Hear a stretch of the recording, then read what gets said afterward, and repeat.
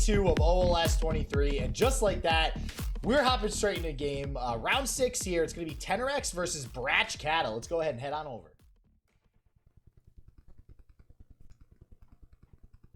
And I'm just getting like technical problems trying to open the deck lists. It's a slow process. No, you're good. You're good. We'll take a look at the mulligans while you figure that out. And it does look like we are going to get Draven Ezreal here versus Aggro. And it's interesting, Boulevard. I'm not sure if you saw on Twitter. I saw some stuff posted from that Twin Suns tournament. Yeah. And apparently the statistics showed that triple aggro lineups did not fare that well. And as expected. Yeah, and I mean, we're seeing triple aggro a lot in this tournament as well. So I'm curious to see if that's going to kind of end up being the same thing here as we get closer to the top cut. There's this weird, like, 10-headed situation where you say, I mean, everybody, it was pretty obvious that Lee Sin was going to be one of the top decks going into this format. And a lot of players were going to bring triple aggro to counter that. The problem is that, like, it was very obvious that there was going to be a lot of Lee Sin, and therefore it was very obvious that a lot of people were going to bring triple aggro to counter it. And that's where the level of 5-heading each other stops. And so everybody was prepared for triple aggro. They paid respects to it. If they are playing Lee Sin, they're probably pretty teched for the aggro mirrors. And honestly, we really haven't seen that much Lee Sin, have we, Doza? No, and that does seem to be the deck that everybody's agreeing is one of the better decks. And yeah, I think we saw it once yesterday, and it got trashed because it didn't draw Lee Sin. Pretty much, yeah. Which is, it like only drew a mentor. This actually, I think it was Jason's game that we had seen Lee Sin, but yeah, unfortunately, just not really seen a lot of it. But maybe as we approach the later rounds here, we are going to see a little bit more of it. In the meantime, Bratchedkata here off to an insanely aggressive start, already getting Teneryx down to 11. That's a problem, though. I think from this point, he's gassed out. Oh, yeah. I mean, he's got a little bit of burn in hand, but I think that is the last unit damage that he gets to deal to Teneryx. I don't know. I mean, we only got one unit down, and we don't really have a whole lot of removal on the side of Teneryx. We do have Arachnoid, so... I was hoping for some additional, like a Mystic Shot or something picked up. Oh, that pass from Playmaker's really greedy, though. This could be a big Tri-Beam punish on the side of Teneryx if we go for some kind of development, but it's a pretty decent amount of development. Why? You said Playmaker, and I just got so confused. Yeah, sorry. Like, sometimes I just read the nameplates because I'm so used to memorizing card names, I can't remember who's actually playing, and I'm like, oh, it's fine. It's on the screen. I can read it. Yeah. That's why all I could think was faker, Playmaker. This is why I love this overlay, because I can just cover up the names and there's no confusion. So. But yeah, so I think we're going to get, especially with this Frenzied Skitterer down here, we are going to get a little, or actually no. So you might be right. It looks like everything's said and done. We do still have enough blockers here. But the thing is, this is Draven Ezreal. There is no heal. And we already have 6 more. We only need to find 5. What is that? 5. I can do math. 5 more damage. Yeah, but... I mean, when you think about it, that's kind of a lot because it's at least 2 cards. And let me just check to see if there are Unto Dusks in this list from Kata. There are not. There's not what in? What's that? There are no Unto Dusks. Wow. Oh, okay. And that's kind of like the card of choice lately. It's a very popular card in a lot of aggro decks. I'm actually not sure how popular it is in Spider aggro. I know Dyna was playing it, but that's because Dyna, really likes to transfer over that Nightfall style strategy from the deck. But yeah, Brothers Bond, that's not quite enough because as we had mentioned, no unit damage is going to be coming through. And because Teneryx has to fight for board, he's going to be actually pushing through a lot of damage at Bratchedkata and saying, hey, I'm not going to give you the time to try and find enough burn to kill me. Yeah, and that's what Draven Ezreal can do, right? Like, it is inherently an aggro deck, so we are able to become the aggressor here and kind of switch this game on its head, flip it back over to Teneryx's favor here, and just start being the aggressor, start going in for these blocks, and this is going to feel real good for Teneryx. 1-2 more attack turns maybe. I think Teneryx will be able to close out the game here. We even have 2 Farron. Wow, so Teneryx actually opting for 2 Farron in this build, not something that we see a lot of anymore. Okay, that was really bad. So, if I'm seeing this correctly, Teneryx played the Brothers Bond, and then with the way that he actually, or rather, Bratchedkata played the Brothers Bond, and then the way that he lined up the blocks, he could have done it without Brothers Bonding. Yeah, I noticed that, because the Stygian Onlooker still could have blocked and killed, so... Yeah, so that was really bad. That was really bad. Just throwing away a card. Didn't even get to use it as a Nightfall activator for the Doom Beast. Well, I mean, we still were able to activate the Nightfall, so we now only are looking at needing 5 more damage. I mean, it's doable with some good top decks, but you hate to see it at this point in the game where you're just relying on your top decks. Nope, and the Elise coming down, that's just another piece of not burn. And since we are on the Farron turn, I think it's too late for Teneryx to do anything because the double decimate's going to come down next turn. You're eating an insane amount of damage this turn. Pretty sure Teneryx is just going to be able to pick this up. Yeah, it's a pretty convincing win. And actually, so we mentioned this yesterday where Draven Ezreal actually picked up a win versus a deck that it should not have beat whatsoever. And one of the decks that it should generally have an okay time beating is actually aggro, just because it can deal with the board quite nicely. Like we saw here, I mean, plenty of removal. We even have Static Shock in hand if anything really did get dicey with a wide board of spiders or something like that. And yeah, just super easy win here for Teneryx, just absolutely blowing Bratchedkata out of the water here. I was going to say, maybe, or no, actually, never mind, because we already have the decimates in hand due to the Farron. Yeah. So I was like, do we get another draw here? But nope. And you can't really feel like Bratchedkata deserved to win that game either. When you're getting down to a point where you're like, oh, well, if I just top deck a couple pieces of burn, then I win. You know, you've got a 30-card deck. 5 of those are the burn spells you're looking for, and then 25 of them are things that don't do anything. It's much more likely that you're just going to have a continuous string of drawing nothing, especially when you're in a position where you need 2 burn spells to actually end the game. But now it looks like we're going to get the Lee Sin matchup that Bratchedkata was looking to pick on, taking this lineup in. Yeah, here we go. So we'll see if it's going to pay off for him here. We got the aggro deck again, and already with the Lee Sin in hand early here from Teneryx. So maybe we'll get a quick Lee Sin down. We'll be able to have him control the board, or no, we're actually going to throw him back and still draw him. We're stuck with him. Yeah, probably wanted some. Let me see what kind of early game anti-aggro we have here. We are playing the Sparklefly version, so probably looking for a couple of those. Bad. This hand is terrible. Okay, that makes it a lot better, but this hand, before the Eye of the Dragon, that hand was absolutely terrible. This still isn't looking good, even with the Eye of the Dragon, because we have to chump block the Legion Saboteur here. It's going to put the Eye of the Dragon down to 1, and I don't foresee us keeping it unless we top deck maybe a Zenith Blade or something.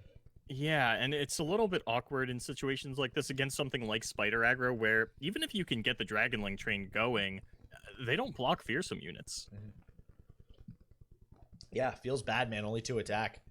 They do a lot of work otherwise, but we already see a lot of fearsome units hitting the board here. We even have lots of spiders in hand with the Frenzy Skitterer. I think this one is Bratchedkata's 100%. Yeah, we're going to be able to level up Elise here, which is really important because it means we're no longer haphazardly summoning that Spiderling that the Dragonling gets to block and get a little bit of HP back on, and it also gives our 1/1 Spiderlings fearsome. We could even just challenge this Eye with the 1/1 Spiderling. Yeah, this is a feels bad man moment. I mean, if Bratchedkata's hand was kind of terrible last game, it's made up for it here with Teneryx having an absolutely horrid first hand for a Lee Sin deck. This is one of the ways that Lee Sin loses to aggro and just not drawing any of its, Mountain Goat, or in this case, we drew Eye of the Dragon.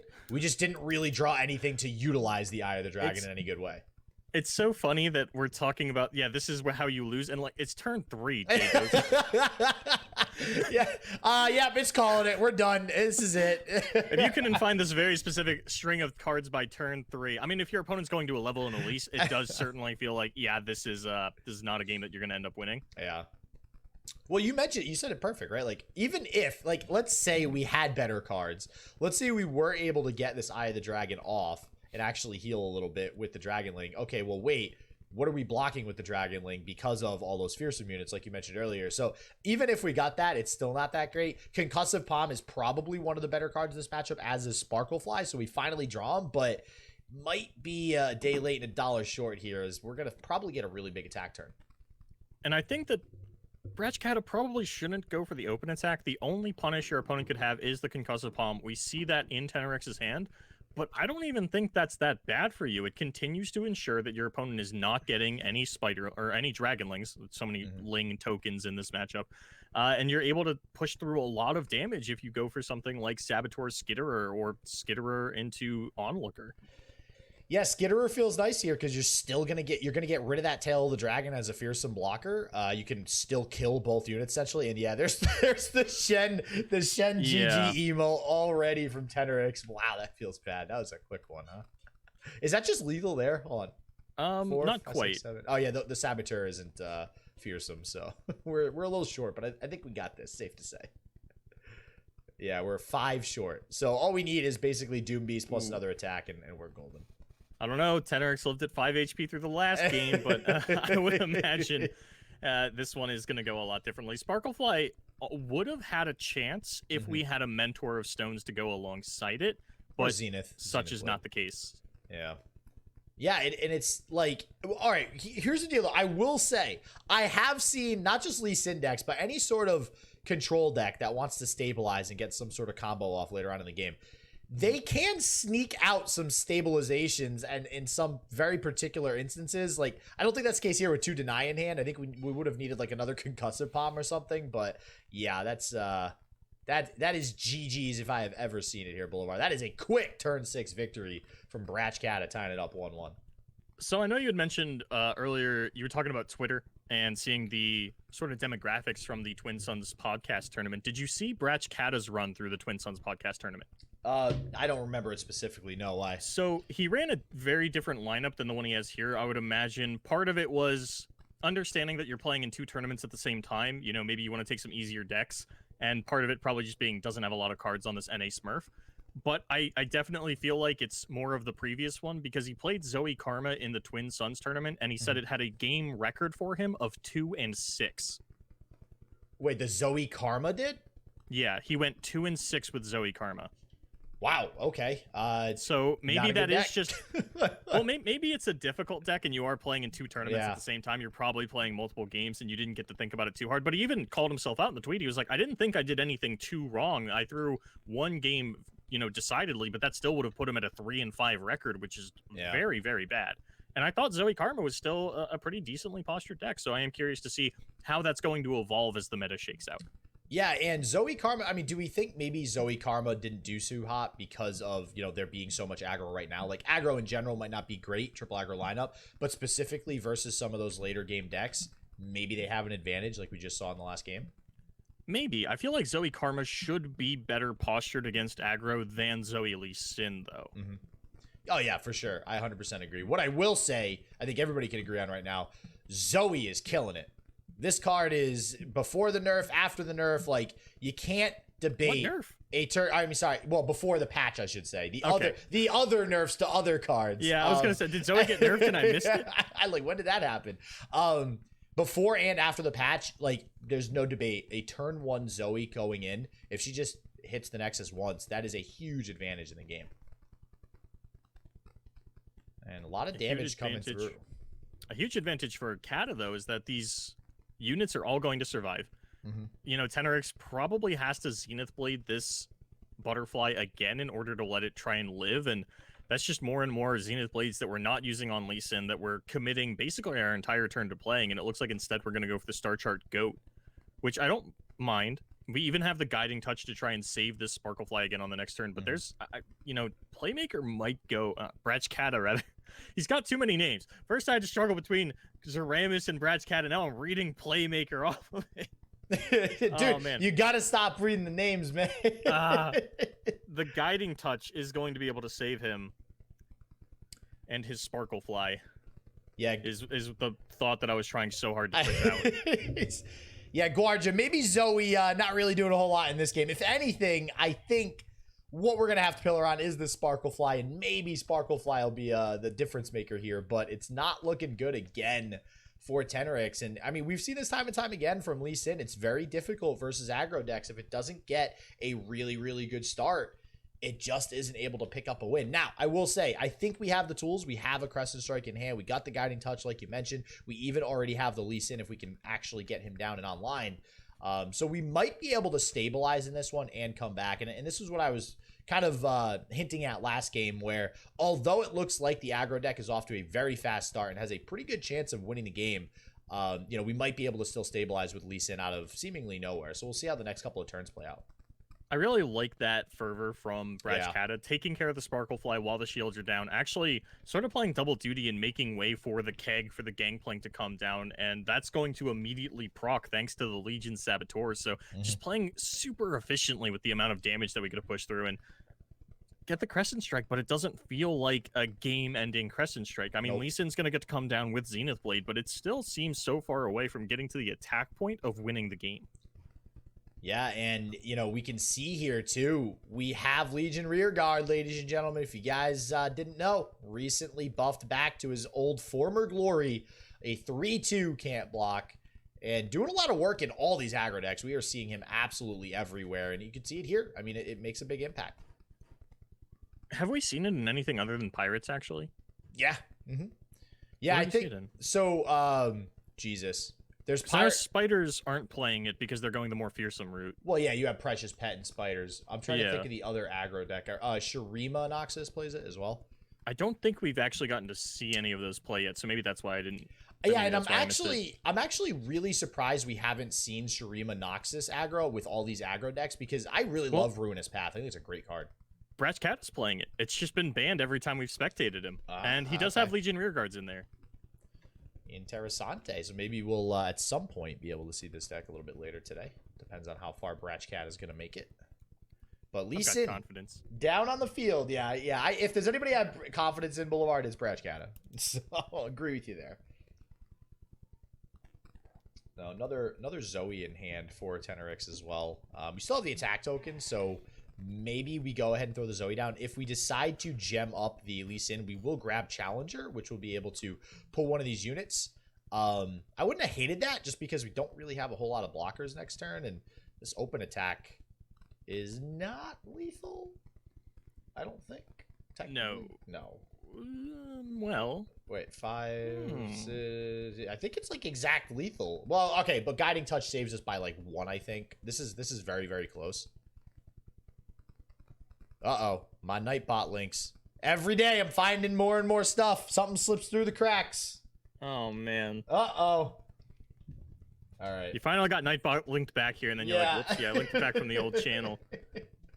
Yeah, it's some of this stuff I'm still dealing with here, but we'll get it fixed sometime during the day today. But yeah, so this actually, if we hover the eye, yeah, wait, we're at -3 here. Did we not calculate this correctly? Well, we have to block the Gangplank, and then we take 5 less damage. We live at 2, and then die to Demolitionist. Yeah, okay, we're gonna hush the Gangplank. Okay, and block with the... Okay, so we take no overwhelm damage, and now we still live at... All right, so we live at 3, so this saves us. And this is why Zap Sprayfin in aggro, so good. So good. It automatically gets you Noxian Fervor, and 9 times out of 10, especially in situations like this, it's just going to straight up win you the game, and we might be able to win a little bit faster than Teneryx can actually get, you know, this Eye of the Dragon and things online. We can't actually afford to play it this turn if we want. And, oh, man. So Kata's going to be able to play the... If we play Eye of the Dragon, we actually lose, and Bratchedkata does throw down the Zap Sprayfin first, letting us know that we have to hang on to that 2 mana to, you know, hold open the Nopify for the Noxian Fervor to not lose the game. Does Teneryx win next turn? Does he win with what? Lee Sin? What else would he win with? I will, because, you know... Lee's at 6 out of 8. We get the Zenith Blade, the 2 gems. That's 7 attack. We're 1 short. If we get down Mentor, do we have mana for Nopify still? 8, 10. We're going into 10 mana. Exactly. Actually, yeah. I think Teneryx picks it up. Well, unless we just... If we just play the Fervor here, we just lose, right? No, we have Nopify. Oh, we already have... Oh, that's right. We already have the Nopify in hand. Yeah, and when I was calculating the 10 mana necessary to win the game, I was holding it on to Nopify. Yeah, next turn. Okay, gotcha. And we are just going to get it here.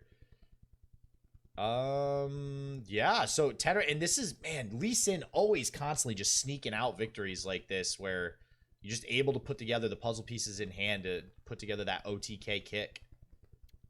This is actually still a problem. Bratchedkata has lethal because of the Gangplank level. The keg on the Demolitionist will kill us. And we need to play this Zenith Blade. This is... Oh, man. And there's no way to either kill the keg or prevent the Demolitionist effect, unfortunately. Wow, talk about a close game, though, coming down to the very last turn. Feels so bad on the side of Lee Sin. Like, you had the combo, you had everything you needed to be able to assemble that OTK, and then Demolitionist, they did enough burn we weren't able to ever really get an Eye of the Dragon online in this matchup. And Eye of the Dragon, as opposed to the Fearsome matchup that we just saw, Eye of the Dragon in this matchup is insanely good, being able to chump block basically every attacker from the Pirate aggro deck and just never got it online. And that's the way the cookie crumbles. Oh man, the GP level at the end of the turn. Hush not doing enough to prevent it. Gonna go for the deep meditation just to see that we would actually draw the deny that would be able to save us if only we had a little bit more mana. All right, and that is going to be Bratchedkata taking away a victory there. And, I mean, do we really expect anything less from Bratchedkata? We constantly are seeing him as a regular top cut competitor.